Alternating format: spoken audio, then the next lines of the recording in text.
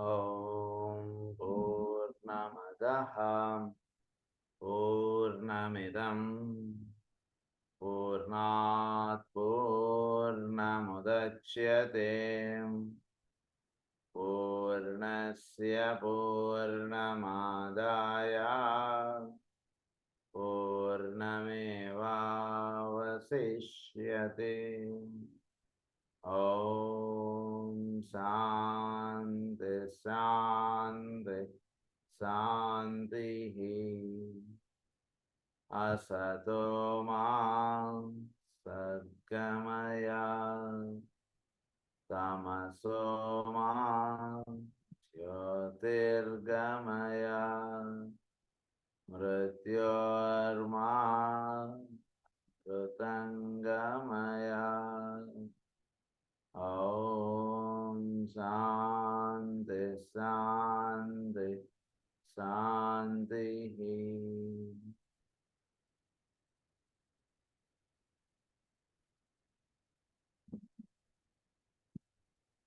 Esoteric psychology volume 2 చదువుకుంటూ ఉన్నాం మనం. అందులో second chapter the ray of personality. ఇది మనకు ప్రధానంగా 4 హెడింగ్స్లో ఈ చాప్టర్ ఉంటుంది.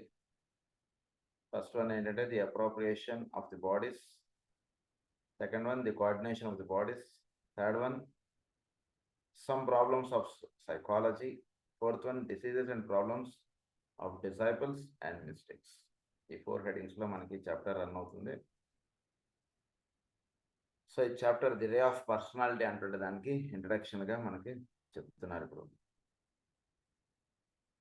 As we start this new part of our study, we can proceed to consider man as he is upon the physical plane.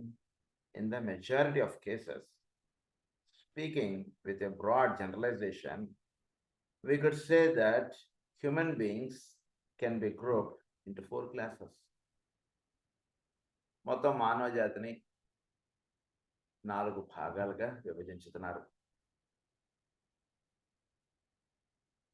అందులో ఏంటంటే first part, a few who are under the influence of their souls or who are rapidly becoming susceptible to this influence.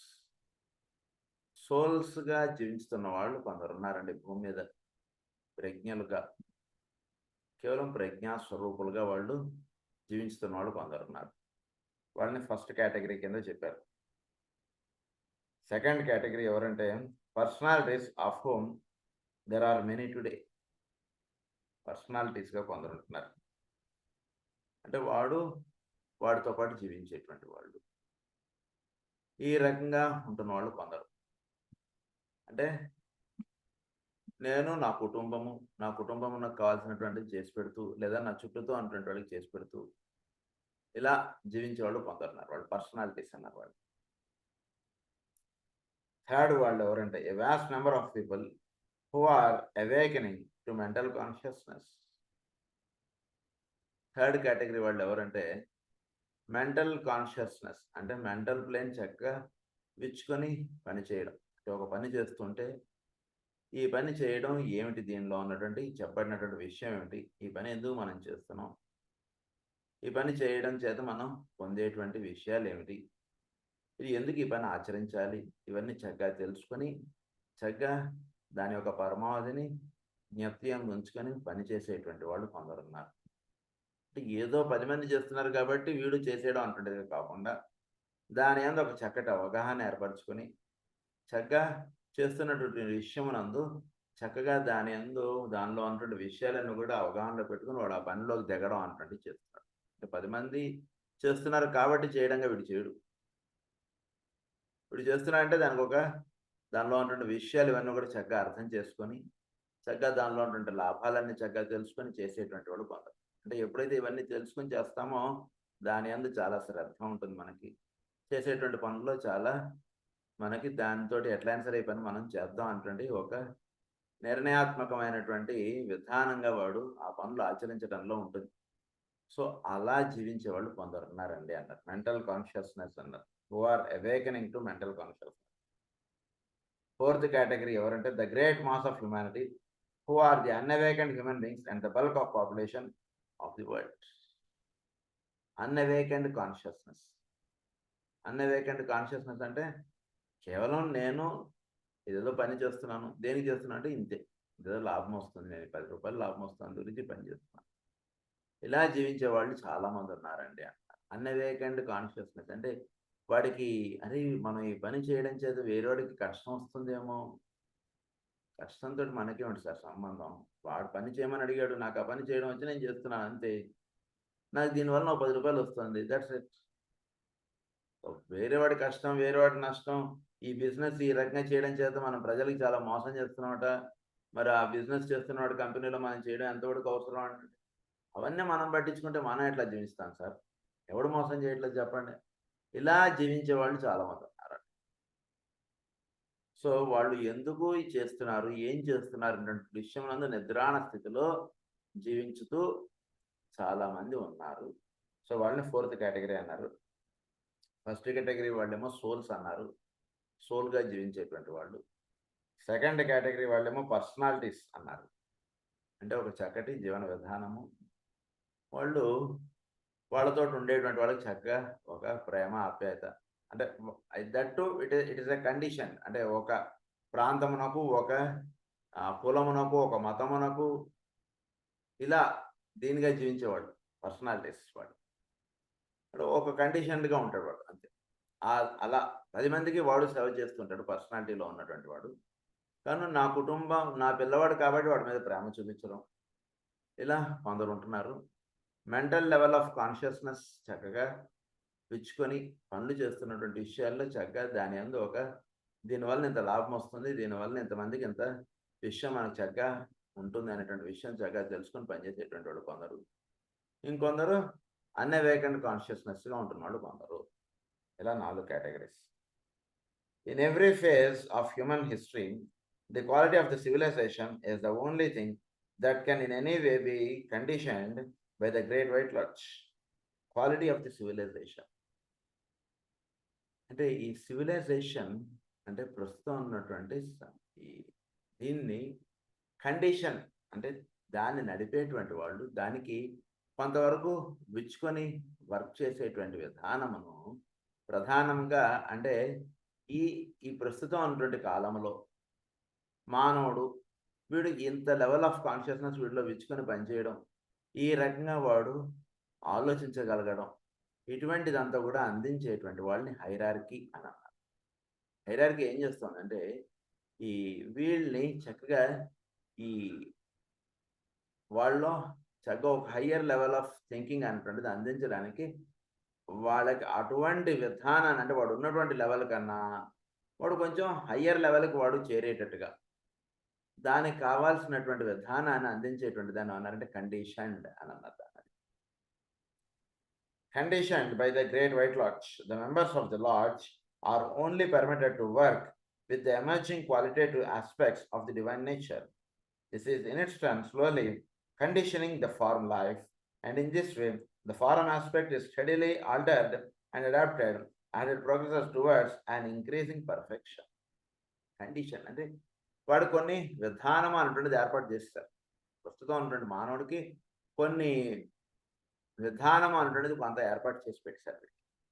వీడి office, తర్వాత వీడి చుట్టూతా ఏవో ఒక meditation centre అని, ఒక గుడి అని, ఒక ఇలా కొన్ని ఏవో ఏర్పాటు చేసి పెట్టారు వాడు. అంటే వీడికి వారంలో 2 రోజులు సెలవులు, ఈ 2 రోజులు ఒక రోజు వాడికి కావాల్సినటువంటి పనులకు వాడుకున్నా, ఇంకో రోజు వీడికి ఖాళీగా ఉంది, ఈ రోజున మనం ఏదైనా ఒకటి చేద్దాం, ఇలాంటిది ఏదైనా ఒకటి వాడికి వాడు ఉన్నటువంటి స్థితి నుంచి వాడు కొంత ఉత్తమ స్థితిలోకి వెళ్ళడానికి కావాల్సినటువంటి ఏర్పాటు వాడి లైఫ్లో పరమ గురువులు ఈ విధమైనటువంటి ఏర్పాటు చేస్తున్నారు. దీని యొక్క హయ్యర్ పాయింట్ అంటే వీడికి 5 రోజులు వీడు ఉదాహరణకు వీడు ఆఫీస్కి వెళుతున్నాడు, ఇంకో 2 రోజులు వీడికి సెలవులు అనేటువంటి పెట్టారు. ఎందుకంటే వీడికి 7 రోజులు ఆఫీస్ పెట్టేయచ్చు. ప్రస్తుతం ఉన్నటువంటి సమయానికి వీడు కొంత సాధన అంటుంది వీడికి ఏర్పాటు చేయాలి. అందుకే వీడికి ఏదో ఈ రకంగా ఈ స్కెడ్యూల్ ఈ రకంగా ఉండేటట్టుగా వాళ్ళు ప్లాన్ చేశారు పైన. దానికి తగ్గటువంటి విధానాన్ని భూమి మీద అందుకున్నప్పుడు మనకి 7 days వద్దండి వర్కింగ్ డేస్, 5 days పెట్టుకుందాం, 2 days వాడికి వదిలేద్దాం అన్నటువంటి విషయాన్ని వీళ్ళు అప్పుడు అందుకున్నారు. వీళ్ళు అప్పుడు అందుకని ఈ 2 డేస్ సెలవులు వాడికి ఇచ్చేసారు. ఈ 2 డేస్ సెలవు ఇచ్చేసినప్పుడు వాడు ఒకరోజు వాడి ఇంటి పనులకో వాడికి వాడుకున్న, ఒకరోజు వాడికి ఖాళీగా ఉంది. ఈ ఖాళీ రోజు ఏం చేద్దాం? మొదట్లో ఒక 4 వారాలు ఉన్నాయి. 4 నెలల్లో 4 వారాలుంటే ఒక వారం సినిమాలకి వాటి వీటికి తిరిగినా ఇంకా 3 రోజులు మనకి నెలలో ఖాళీగా ఉంది. ఈ 3 రోజుల్లో మనం ఇలా వాడికి ఒక థింకింగ్ అనేటువంటిది అందించడానికి పరమ గురువులు ప్రధానంగా పనిచేశారు. అది ఇక్కడ ఎక్స్‌ప్లెయిన్ చేస్తున్నారు. Progress towards an increasing perfection. This considering process is carried forward through the souls who are returning to incarnation for just in so far as they are awakened or are in process of awakening. Is it possible for the hierarchy to prevail upon them or influence them to regard the time factor as a definitely important matter in considering the subject of incarnation? So important matter ఏమిటి ఇక్కడ అంటే condition. So కొందరు భూమి మీదకి అవతార పురుషులుగా దిగి వస్తున్న వాళ్ళు కొందరు ఉన్నారు. మనం అవతార పురుషులు అంటాం. ఇక్కడ వీళ్ళు ఏమన్నారంటే ఇన్కార్నేటింగ్ సోల్స్ అని అన్నారు ఇక్కడ. సో ఈ భూమి మీదకి రిటర్న్ ఆఫ్ ఇన్కార్నేషన్ సోల్స్గా ఉన్నటువంటి వాళ్ళు ఫస్ట్ కేటగిరీ వాళ్ళు భూమి మీదకి దిగి వస్తున్నప్పుడు వాళ్ళకి టైం ఫ్యాక్టర్ అన్నటువంటి విషయాన్ని, అంటే వీడు ఇప్పుడు ఈ స్థితిలో ఉన్నాడు, వీడు ఈ స్థితి నుంచి వీడిని ఈ స్థితికి మనం తీసుకెళ్ళడానికి కావాల్సినటువంటి టైం టేబుల్ లేదా కావాల్సినటువంటి ప్రోగ్రాము అన్నటువంటిది వాళ్ళకిచ్చి వాళ్ళు ఆ విధంగా ఈ భూమి మీద పనిచేయడానికి వాళ్ళు కారణంగా ఉంటున్నారు పరమ గురువులు. అది చెప్తున్నారు. Or in process of awakening. Is it possible for the hierarchy to prevail upon them or influence them to regard the time factor as a definitely important matter in considering the subject of incarnation. అంటే ఈ time factor అన్నటువంటిది ప్రధానంగా అంటే ఇప్పుడున్నటువంటి కాలానికి ఎటువంటి వాడు వెళితే చక్కగా అక్కడ కార్యక్రమ నిర్వహణ అటువంటి చక్కగా ఉంటుంది. సో ఆ రకంగా అటువంటి సిలబస్ వాడు తీసుకుని భూమి మీదకి దిగి వచ్చేటువంటి వాళ్ళని వాళ్ళు ప్రధానంగా అక్కడ ఉండి వాళ్ళు చెప్తూ ఉంటారు. అంటే ఈ భూమి మీదకి ఇన్కార్నేటివ్ వస్తున్నటువంటి వాళ్ళు ప్రస్తుతం జీవులకి ఇటువంటి సందేశం వెళ్ళాలి, ఇటువంటి విషయాన్ని వాళ్ళందరికీ కూడా బోధపరచాలి. కనుక మీరు వెళ్ళి ఫలానా చోట మీరు పుడితే ఫలానా విధంగా అక్కడ ఉన్నటువంటి వాళ్ళందరినీ కూడా ట్రైనింగ్ ఇస్తే వాళ్ళందరూ కూడా చక్కగా ఇదవుతారు అన్నటువంటి విషయాన్ని వాళ్ళకి ఆ ప్రోగ్రామింగ్ అంతా కూడా వాళ్ళకి అందేటట్టుగా వీళ్ళు చేయడం, వాళ్ళు ఆ ప్రోగ్రామ్ పట్టుకుని భూమి మీదకి దిగి రావడం అంటే జరుగుతుంది. The majority of the souls in the human family come in to incarnation in obedience to the urge or the desire to experience and the magnetic pull of the physical plane is the final determining factor. చాలామంది ఒక pull in the physical plane అంటుండేది ఒక పని చేస్తుంది భూమి మీద. The majority of the souls in the human family come into incarnation in obedience to the urge or the desire to experience. So సోల్స్గా ఉన్నటువంటి వాళ్ళు అంటే ఇక్కడ విషయం ఏంటంటే కొంత ఆస్పెక్ట్ కొంత భూమి మీద జరిగేటువంటి కార్యక్రమాన్ని కొందరు సోల్ లెవెల్లో ఉండి చేస్తున్నారు, కొందరు సోల్ లెవెల్ ద్వారా సోల్స్గా ఉండి భూమి మీద ఉన్నటువంటి కార్యక్రమాన్ని చక్కగా నిర్వహించుతూ దానికి కావాల్సినటువంటి ఏర్పాట్లు ఇవన్నీ చేసి ఇస్తున్న వాళ్ళు కొందరు ఉన్నారు. అదే కార్యక్రమాన్ని చక్కగా ఒక రూపకల్పన చేసి అదే కార్యక్రమాన్ని చక్కగా ఇంకా జీవులకి ఇంకా దగ్గరగా తీసుకెళ్దాం, ఈ విధంగా మనం ఎదురుగుండా నుంచుని లేదా ఎదురుగుండా మనం ఉండి వాళ్ళకి చెప్తే ఇంకా చక్కగా వెళుతుంది అనేటువంటి భావము కలిగి ఉండి వాళ్ళు భూమి మీదకి దిగి వచ్చేవాళ్ళు కొందరు. అంటే కార్యక్రమం ఒకటే, అక్కడ సోల్స్గా ఉండి చేస్తున్నారు, కొన్ని ఆస్పెక్ట్స్లో వాళ్ళు భూమి మీదకి దిగి వచ్చి కార్యక్రమ నిర్వహణ అంటుండి చేస్తున్నారు. సో ఈ భూమి మీదకి దిగి రావడంలో ఇదేంటంటే ఈ సృష్టి అంటుండేది లేదా ప్రకృతి అంటుంటే దీనిలో ఒక మ్యాగ్నెటిక్ పుల్ అనేటువంటిది ఒకటి ఉంటుంది. సోల్స్గా ఉన్నటువంటి వాళ్ళకి దేహములు అనేటువంటివి అందివ్వడంలో ఒక ప్రత్యేకమైనటువంటి ఒక అట్రాక్షన్ అనేటువంటిది ఇక్కడ క్రియేట్ చేశారు. అలా అయితే కనుక కారు ఎప్పుడూ ఎక్కనటువంటి వాడు లేదా ఎప్పుడో ఒకసారి ఎక్కేటువంటి వాడు లేదా ఫ్లైట్ ఏదో లేదా ఇతర దేశాలు వాడికి వెళ్ళాలంటే ఒక తెలియని ఒక ఉత్సాహం ఉంటుంది సారా, ఎప్పుడు వెళ్దామా, ఎప్పుడు ఫ్లైట్ ఎక్కి ఇతర దేశాలు ఇవన్నీ మనం చూస్తామా, అక్కడ మానవులు వాళ్ళు విహరించే విధానము, అక్కడ ఉండేటువంటి బిల్డింగ్స్ ఇవన్నీ మనం ఎప్పుడు చూస్తాం అన్నటువంటి పుల్ ఎలా అయితే ఉంటుందో సోల్ లెవెల్లో ఉన్నటువంటి వాడికి ఫిజికల్ ప్లేన్ మీద ఆ పుల్ అనేటువంటిది ఒకటి పనిచేస్తుంది. సో ఆ పుల్ అనేటువంటిది పనిచేయడం చేత they are as souls oriented towards earth life. Increasingly awakened souls are those who are coming to themselves enter into physical life experience only dimly aware of another higher world. They are therefore without as true an orientation to the physical plane as are the bulk of their fellow men. కొందరు వాడు అంటే మనం దేహం వదిలేసిన తర్వాత వీడు physical astral ప్లేన్లో చాలా కాలం, ఇవన్నీ యాస్ట్రల్ ప్లేన్ ఇదంతా వెళ్ళిన తర్వాత వాడు సో ఇదైన తర్వాత వాడికి మళ్ళా పుడదాం అనేటువంటి భావం వాడికి కలుగుతుంది. ఈ ఫిజికల్ ప్లేన్ పుల్ అనేటువంటిది ఒకటి పనిచేస్తుంది వాడి మీద.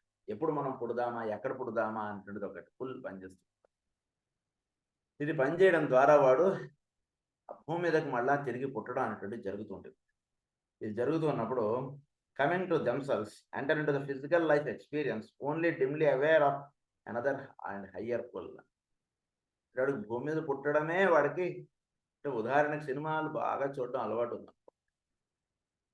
చూడడం అలవాటు ఉన్నాడు వాడు ఏం చేస్తాడు, వాడు ఒక సినిమా చూస్తాడు, మళ్ళీ ఇంకో అరగంటలో ఇంకో సినిమా స్టార్ట్ అవుతుంది అంటే వాడు ఇంకో సినిమా టికెట్ కొనుక్కుని మళ్ళీ సినిమా చూస్తాడు. మళ్ళీ అంటే ఇప్పుడంటే ప్రస్తుతానికి వేరే వచ్చేసాయి అనుకోండి, ఒక 10 ఏళ్ల క్రితం అప్పుడు చూస్తే ఓన్లీ సినిమా థియేటర్లో సినిమా ఫస్ట్ షో చూస్తాడు, మళ్ళీ సెకండ్ షో చూస్తాడు, మళ్ళీ ఇలా 3-4 షోలు వాడు చూసేసేటువంటి వాళ్ళు కొందరు ఉంటారు. వాడు ఎందుకు చూస్తున్నాడు ఏమిటి అనేటువంటిది ఏమి ఉండదు. అలాగే ఈ భూమి మీద పుట్టడంలో వాడికి దాని యొక్క పరమావధి ఏమీ తెలియదు, ఏమి దాని ఎందుకు ప్రత్యేకమైనటువంటి దృష్టి ఇదేమి ఉండదు వాడికి. కేవలం పుట్టాలి అన్నటువంటి భావమే వాడిలో పనిచేస్తుంది. అంటే ఉదాహరణకి వీడు దేహం వదిలేసి వెళ్ళిపోయిన తర్వాత వీడికి ఒక వాడి కుటుంబం మీదనో లేదా వాడి చుట్టూతో ఉన్నటువంటి పరిసరాల మీదనో వాడికి ఒక తెలియనటువంటి ఒక అట్రాక్షన్ అనేటువంటిది ఉండిపోతుంది. ఈ అట్రాక్షన్ నుంచి ఇలా మనకి కొంతకాలం వాడు అలా ఆస్ట్రల్ ప్లేన్లో అలా ఉంటాడు. వాడు ఆస్ట్రల్ ప్లేన్ అంటే ఏం లేదు, మన ఫిజికల్ ప్లేన్ పైన ఉన్నటువంటి ప్లేన్, దానిలో వాడు అలా ఉంటాడు. ఒకసారి అక్కడి నుంచి వాడికి జన్మ అనేటువంటిది మళ్ళీ తీసుకుని మళ్ళీ వాడు భూమి మీదకి వచ్చేస్తాడు ఒకసారి. సో అవే వాసనలు, అవే ఇష్టాలు, అవే వీటిలో వాడు జన్మ అనేటువంటిది తీసుకుని మళ్ళీ భూమి మీద పుట్టడం అంటది. అలా వచ్చినటువంటి వాళ్ళు they are dimly aware of the higher thing అన్నటువంటి చెప్తున్నారు ఇక్కడ.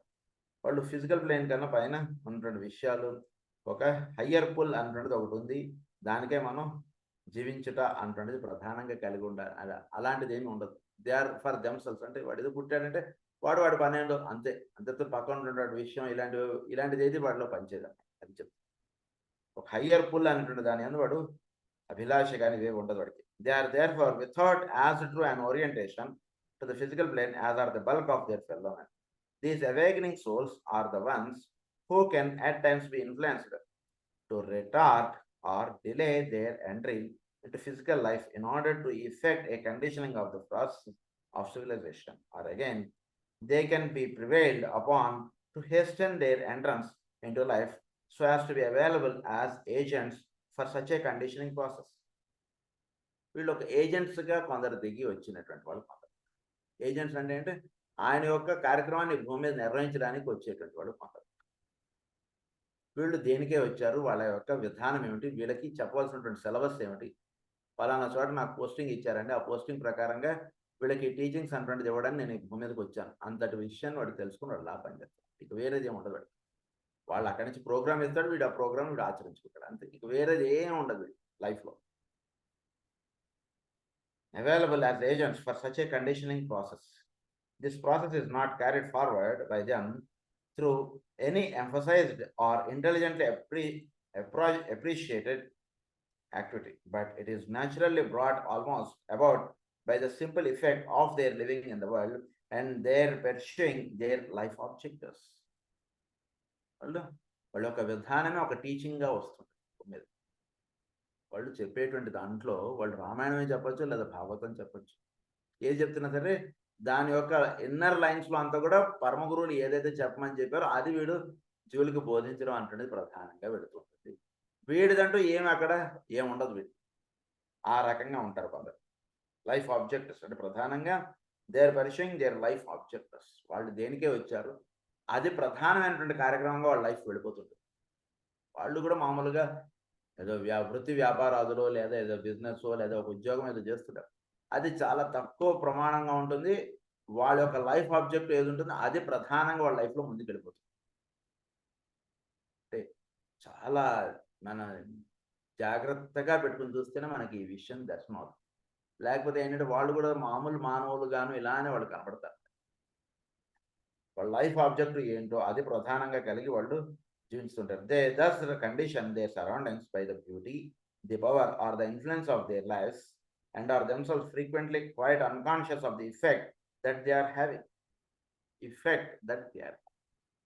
వీళ్ళు ఎప్పుడూ కూడా వీళ్ళు ఎక్కడైతే ఉంటుంటారో, వీడు ఒక ప్రయాణికుడుగా ఉన్నా, లేదా ఒక కాలనీలో ఒక ఇదిగా ఉంటున్నా, ఒక ఊరిలో వీడి పాటికి వీడు ఉంటున్నా, వీడి యొక్క విధానం అంతా కూడా వాళ్ళ చుట్టూతో ఉన్నటువంటి వాళ్ళకి ఒక చక్కటి ఆనందాన్ని, ఓ చక్కటి ఆహ్, అనుభూతిని, ఓ చక్కటి ఇది అంత అలా ఇదొస్తుంటుంది వీడి ద్వారా. అది పొందడానికి అనేక మంది వాడి దగ్గర చేరుతూ ఉంటారు. వాళ్ళ దగ్గర. అంతే. అది ప్రధానంగా ఆ బ్యూటీ కానీ, బ్యూటీ అంటే ఇక్కడ ఇన్నర్ బ్యూటీ. అది బాగా గుర్తుపెట్టుకోండి. సో, ఈ బ్యూటీ గాని, తర్వాత వాళ్ళిచ్చేటువంటి విషయాలు గాని, ఇవి వాళ్ళని అలా వాళ్ళ చుట్టూతో ఉన్నటువంటి వాళ్ళని అలా అట్రాక్ట్ చేస్తుంటుంది అందరికి. Life objectives, the power or the influence of their lives and are themselves frequently quite unconscious of the effect that they are having. వీళ్ళందరూ వచ్చి వాడికేదో పళ్ళివ్వడమో, ఏదో ఇవన్నీ ఇవ్వడం అదేవి వాడి మీద పనిచేయదు. Effect that they are having అదేది పనిచేయదు వాడి మీద. మీరు సాక్షాత్ అవతార స్వరూపులు శ్రీకృష్ణుడు, మీరు శ్రీరాముడే, మీరు ఇలా ఏమన్నా కూడా వాడికి అదేం ఉండదు వాడికి. వాడు లోపల నుండి వాడితోటి వాడు ఇదై ఉంటాడు అంతే.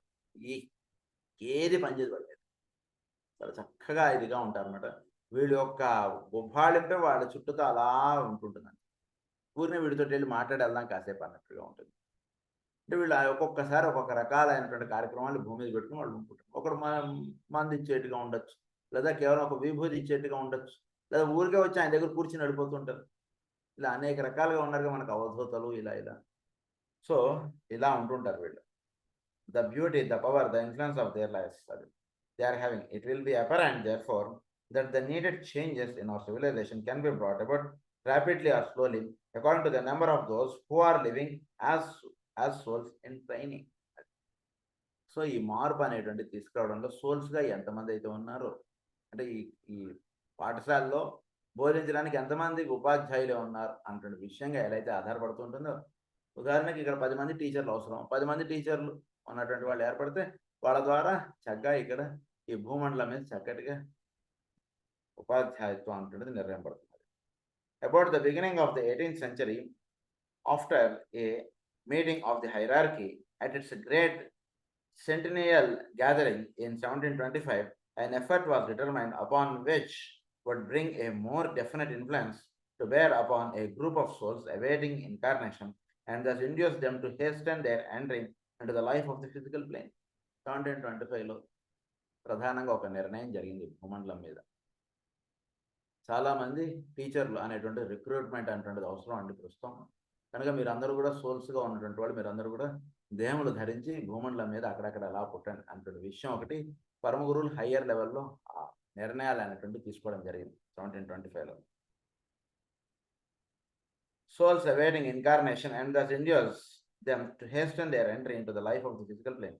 This was done and the civilization of modern times came into being with both good and bad results. The era of the culture, which was the outstanding characteristic of the Victorian age, the great moments which awakened the human consciousness to a recognition of its essential freedom, the reaction against the dogmatism of the church, the great and wonderful scientific developments of the immediate past and the present, sexual and proletarian revolutions now going on are the results of the impulsive hastenings into incarnation of souls whose time had not truly come, but whose conditioning influence was needed in certain difficulties present since 1525 was to be averted.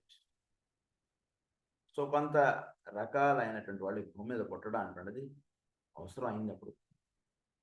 So, వాళ్ళందరూ కూడా ఈ భూమి మీద పుట్టడం ఒక revolutionary aspects అనేటువంటి చక్కగా అవన్నీ కూడా అవసరం ఇప్పుడు అటువంటిది అనుకున్నప్పుడు అటువంటి వాళ్ళందరూ కూడా ఈ భూమి మీద పుట్టడానికి కావాల్సినటువంటి ఏర్పాటు చేయడం. తద్వారా వీడికి నా దేశం ఇది, నేనని ఇలాంటి అహంభావములు అనేటువంటివి, గర్వములు అనేటువంటివి ఇలాంటివన్నీ కూడా వచ్చాయి. అంటే ఒక గుడ్ రిజల్ట్ ఉంటుంది. దాని పక్కన కొంత బ్యాడ్ రిజల్ట్ కూడా ఉంటుంది. ఒక వస్తువు గాని, ఒక విషయాలు గాని. బ్యాడ్‌ని చూసుకుంటూ వెళ్ళిపోతూ ఉంటే మనం ఎక్కడో ఎటో వెళ్ళిపోతాం. దాని ద్వారా జరుగుతున్నటువంటి గుడ్ యాస్పెక్ట్స్‌ని మనం జాగ్రత్తగా దర్శించుకుంటే మనం సత్య మార్గంలో నిలుస్తాం అన్నమాట ఎప్పుడు కూడా. కనుక అప్పుడు చేసుకున్నటువంటి నిర్ణయం ప్రకారం అటువంటి వాళ్ళందరూ కూడా ఈ భూమి మీద పుట్టడం అనేటువంటిది జరిగింది. Which is to be averted అన్నారు. Difficulties incident to premature development and to the undesirable unfoldments of what might be termed evil. ఈ బ్యాడ్ రిజల్ట్స్ ఇవన్నీ ఉన్నాయి కదండి, అవన్నీ కూడా ఆ టైంలో జరిగినటువంటి వార్స్ ఇవన్నీ చాలా జరిగాయి కదా. సో ఇవన్నీ కూడా ఎందుచేత జరిగాయి అంటే కనుక భూమి మీద ఒక చేంజ్ అనేటువంటిది రావాలి.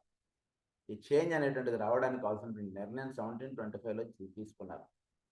సో అప్పుడు 1525 నుంచి వస్తున్నటువంటి ఎంత విధానం అంతా కూడా ఒక మార్పు అనేటువంటిది అవసరం అనేటువంటిది ఏర్పడినప్పుడు అప్పుడు దానికి సంబంధించినటువంటి జీవులు ఈ భూమి మీద పుట్టడం అనేటువంటిది జరిగింది. These incoming souls have, through their highly developed understanding and by means of their self-willed power, frequently wrought havoc in various directions. However, if we could look on as can those on the inner side, and if we were in position to contrast the light of humanity as it is today with what it was 200 or 300 years ago, we would recognize that enormous strides has been made. This is evidenced by the fact that the emergence of a band of conditioning souls under the name of the new group of world servers has been possible since 1925. So 1925కి 200 సంవత్సరాల క్రితం, 1925 నుంచి మనకు చెప్పారు క్రితం సారి. 1925లో ఒక meeting అయిందండి. అప్పుడు తీసుకున్న నిర్ణయాలు వేరు అనే విషయం మనం గతంలో చదువుకున్నాం already. So new group of world servers అనేటువంటి వాళ్ళు కొందరు ఏర్పడ్డారని ఈ విషయాలను కూడా మనం గతంలో చదువుకున్నాం. దీనికి అంటే ఈ మానవుడు 1925లో ఉన్నటువంటి మానవ యొక్క ఆలోచన విధానం ఈ విధంగా ఉంది, వాడు జీవిస్తున్నటువంటి విధానం ఈ విధంగా ఉంది. దీనికి 200 సంవత్సరాల క్రితం అంటే ఎటువంటి విధానం వాడికి ఇస్తే 1925కి వాడు the new group of world servers అన్నటువంటి వాడి యొక్క సర్వీసెస్ భూమి మీద ఏర్పరచాలి అంటే అప్పుడు వీడికి ఎటువంటి వాళ్ళు ఉండాలి 200 సంవత్సరాల క్రితం అన్నటువంటిది ప్రధానంగా వాళ్ళు దృష్టిలో పెట్టుకుని 1725 నుంచి 1925 దాకా వచ్చినటువంటి అవతారాలు వేరు. ఎప్పుడైనా సరే అవతార పురుషుడు అంటే మామూలుగా చెప్పుకున్నప్పుడు వాళ్ళ యొక్క కార్యక్రమం ఒకటే. కానీ జాగ్రత్తగా ఇలాంటి గ్రంథాలు చదువుకుంటున్నప్పుడు ప్రతి అవతారానికి ఒక ప్రధానమైనటువంటి పరమావధి అనేటువంటిది ఉంటుంది. ఈయన సైన్స్ టీచర్ గారు, ఆయన సోషల్ టీచర్ గారు, ఇద్దరు టీచర్లే. టీచర్ అని చెప్పడన్నప్పుడు వీళ్ళందరూ టీచర్ సార్ అంటారు. But he is social, he's science, different subjects, totally different. ఈయన అవతార పురుషుడిగా ఈయన వచ్చి చెప్పినటువంటి విధానం వేరు, ఆయన అవతార పురుషుడిగా ఆయన చెప్పినటువంటి విధానం వేరు. ఎవరి టీచింగ్స్ అవి చాలా డిఫరెంట్గా వెళతాయి భూమండలం మీద. సో ఎందుకంటే కనుక అప్పుడు ఉన్నటువంటి కాలమాన పరిస్థితులు అని అంటారు చూసారా, ఇప్పుడు అది చెప్తున్నటువంటి విషయం. సో 1725 నుంచి 1925 దాకా వచ్చినటువంటి అవతారాలు వేరు, 1925 తర్వాత వచ్చినటువంటి వాళ్ళ యొక్క కార్యక్రమం వేరు భూమండలం మీద.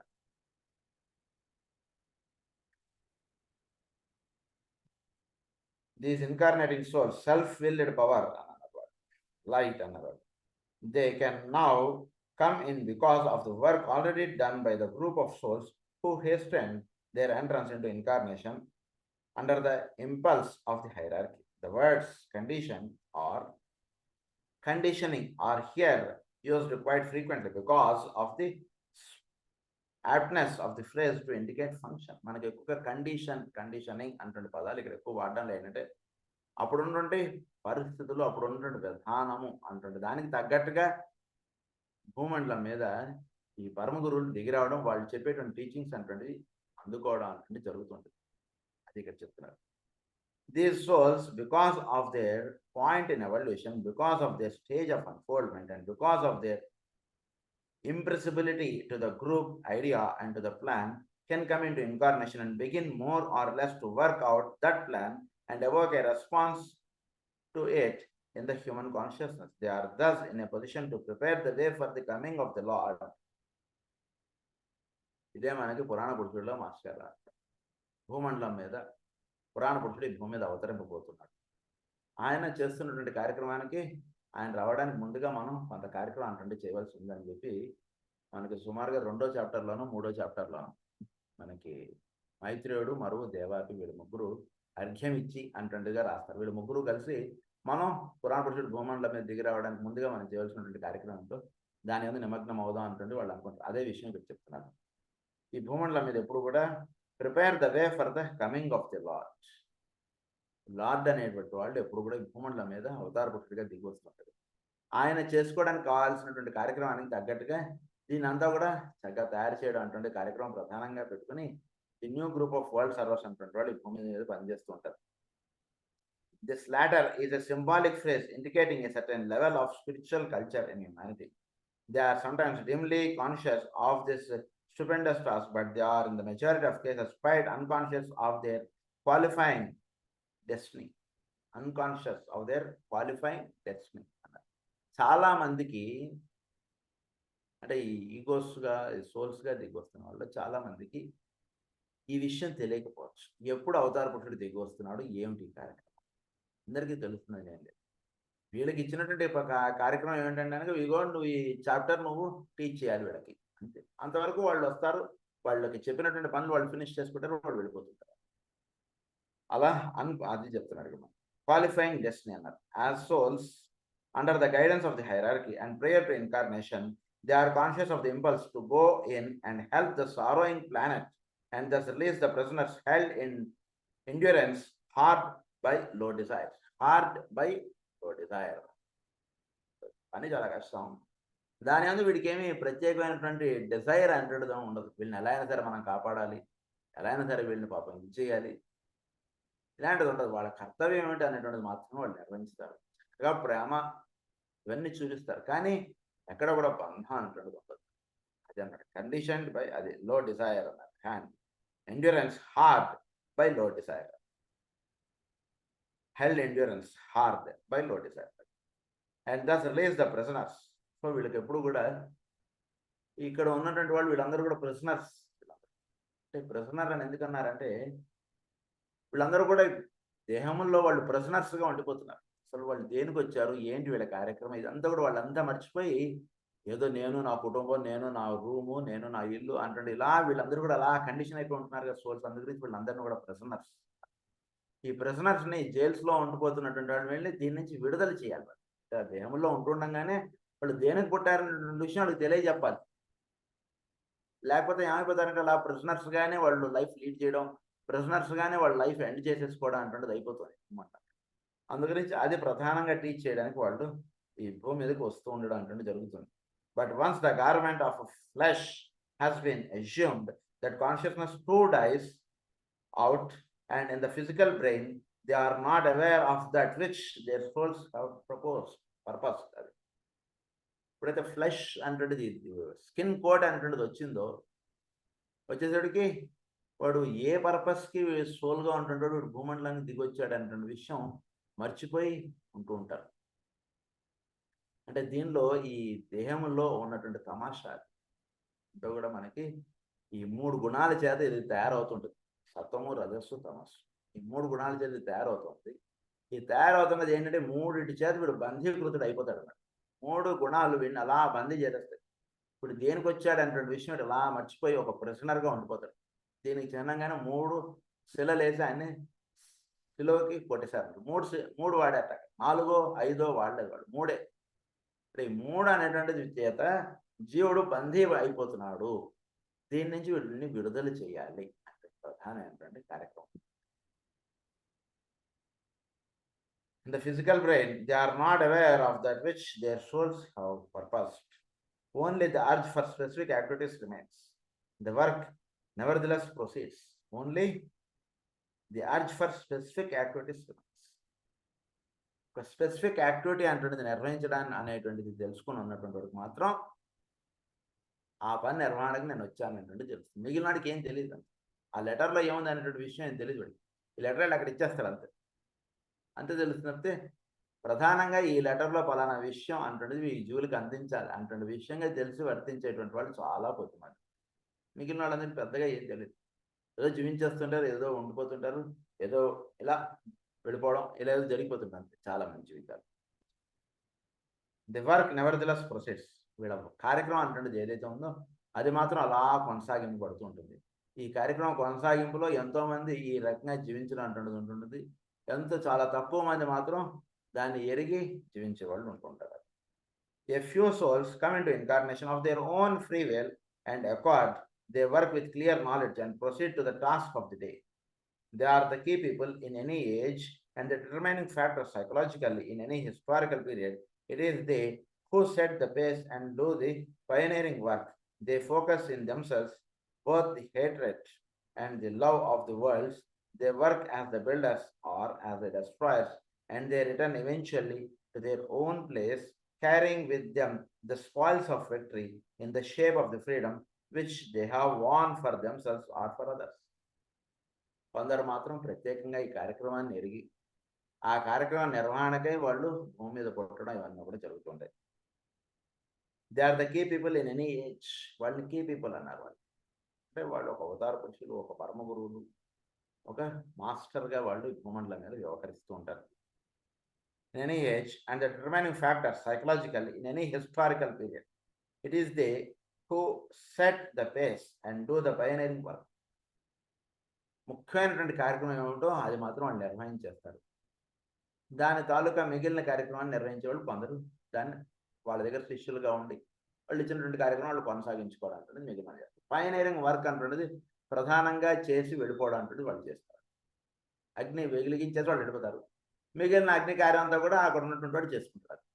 వెలిగించడం అంటున్నది మాత్రం వాళ్ళు చేస్తారు. వీళ్ళు ఏమన్నా ఫస్ట్ ట్రై పీపుల్. వాళ్ళు బిల్డర్స్ అండ్ డెస్ట్రాయర్స్ అంటారు. వాళ్ళు చాలా ప్రేమ స్వరూపులు, అలానే చాలా తీక్షణంగా కూడా ఉంటారు. వాళ్ళు ఎంత ప్రేమ ఉంటుందో అంత కోపం కూడా ఉంటుంది.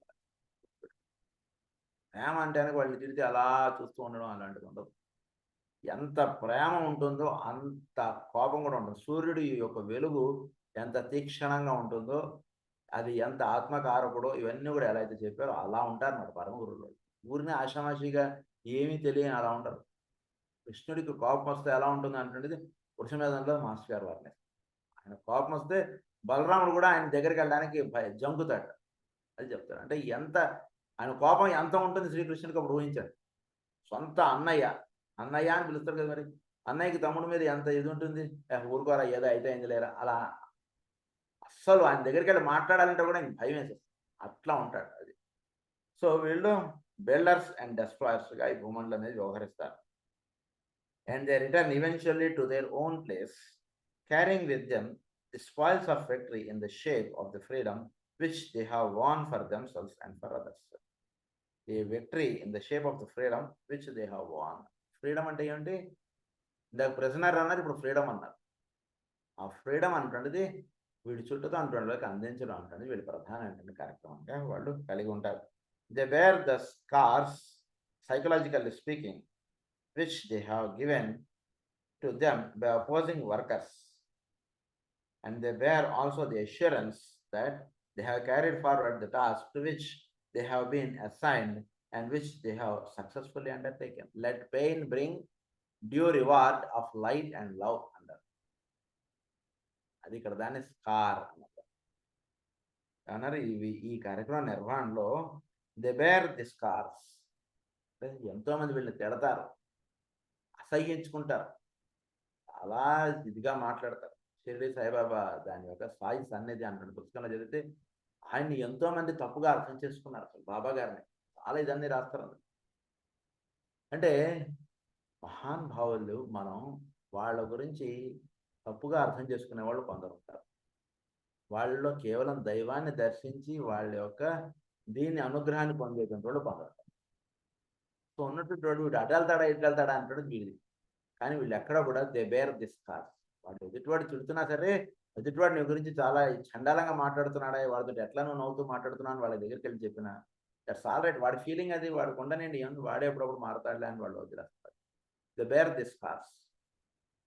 ఇటువాడు తిట్టినవి ఇవన్నీ కూడా వాళ్ళు అలా తీసి పక్క పెట్టేస్తారు. వీడు మెచ్చుకున్నాడు, వాడు తిట్టాడు, వీడి జీవితం వీడు ఎందుకు ఈ విధంగా జీవిస్తున్నాడంటే పైన పరమగురులు ఈ విధంగా జీవించమని చెప్పారు కనుక వీడు తిట్టినా అది వాళ్ళకి సంబంధించినది, వీడు మెచ్చుకున్నది వాళ్ళకి సంబంధించింది. మెచ్చుకున్నట్టు నా వలన వీడు ఆరోగ్యం వచ్చిందని నిన్ను వీడు తిడితే అదంతా వాళ్ళకి ఇలా ఉండదు. ఏదైనా సరే వాళ్ళకి సమర్పితం. వాళ్ళకి సమర్పితంగా ఉన్నప్పుడు నాకేం సంబంధం, నాకేం ఉండదు. అలా ఉంటారు అన్నట్టు. They bear this scars. చక్కగా ఏమన్నా సరే అదే వాళ్ళందరూ రాళ్ళు విసిరిన ఆయన మీద ఇది ఏం దట్ డజంట్ మ్యాటర్. అంటే వాళ్ళు ఎందుకు చేస్తున్నారు ఏమంటున్నారు అంటే వాళ్ళ విషయం తెలియదు. చిన్నపిల్లాడు ఉన్నాడు, తండ్రిని పో నాన్న అని ఇలా అంటాడు. ఆయన తండ్రి కోపం వస్తుందా? ఏంటి రాదు వాడు. అలా కాదురా, రేపు కొనిస్తాను రా చాక్లెట్, దిగురా నువ్వు దారా నాన్న అని వాడు అంటాడు. పో నాన్న ఇలా వాడు మాట్లాడుతున్నా సరే వాడికి ఎక్కడ తండ్రి కోపం రా. అది ఎలానో ఇక్కడ కూడా అంతే, ఒక పరమ గురువు భూమి మీద వర్తిస్తున్నప్పుడు వాళ్ళ గురించి తప్పుగా అర్థం చేసుకున్న వాళ్ళ మీద చూస్తే ఏమీ కోపం ఉండదు. They wear the scars, psychological speaking, which have been given to them by opposing workers. And they were also the assurance that they have carried forward. వాళ్ళు ఏ కార్యక్రమం అయితే భూమండలం మీద ఏర్పాటు చేసి వెళ్ళారో దానికి చాలా దృఢంగా ఏర్పాటు చేసి వెళ్ళిపోతారు వాళ్ళు. అంటే వాళ్ళు చేసినటువంటి కార్యక్రమాన్ని వీడు తుడిచేసుకున్నా అంటే వీడు తుడుచుకోలేడు, అది వాళ్ళకి తెలుసు ఆ విషయం. అట్లా వీడు అందించేశాడు. వాళ్ళు ఆ విధంగా వీళ్ళ జీవుల మనసుల్లో వాళ్ళు చేద్దాం అనుకున్న కార్యక్రమాన్ని పెట్టేశాడు వాడు. Carried forward the task to which they have been assigned and which they have successfully undertaken. The first category of people in incarnation has been greatly augmented during the past century, and it is for this reason that we can look for the rapid development of the characteristics of the incoming Aquarian age. Aquarian age లో ఇంత rapid development అంటుంటుంది రావడానికి ప్రధానమైన కారణం ఏంటంటే, first category people ఎవరైతే ఉన్నారో వాళ్ళు వాళ్ళ యొక్క కార్యక్రమాన్ని ఈ భూమండలం మీద ఏర్పాటు చేయడానికి వాళ్ళు దేహములు అనేటువంటి తీసుకొని ఆ కార్యక్రమాన్ని ప్రధానంగా కలిగి ఉండి వాళ్ళు వర్తించుతూ ఉండేటటువంటి జరుగుతుంది. The second category of human beings who are here designated as personalities is also becoming powerful. It merges with both the first group and the third. వీళ్ళు పర్సనాలిటీస్గా ఉంటుంటే వీళ్ళు కొంత ఫస్ట్ గ్రూప్ తోటి కలుస్తున్నారు, కొంత థర్డ్ గ్రూప్ తోటి కలుస్తున్నారు.